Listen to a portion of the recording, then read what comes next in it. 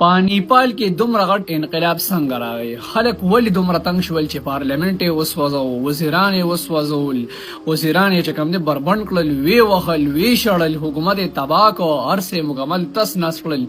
عوام دومره ولې تنګ شول؟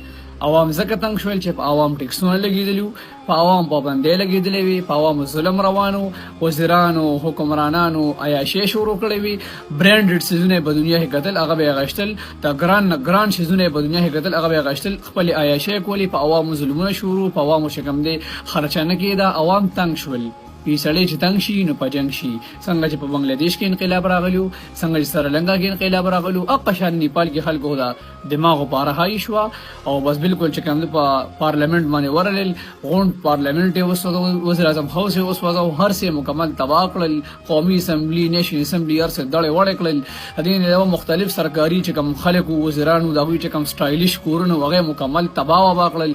یو انقلاب راوستو په ملک یو نوی حکومت په خپل جوړ په خپل مرزه باندې د عمل چلول غواړي عوامو. آیا عوامو ټیک وکړل کو غلط وکړل؟ تاسو سوای دی واره کې خپل رائے په کابینټ کې لازم راکې مهرباني.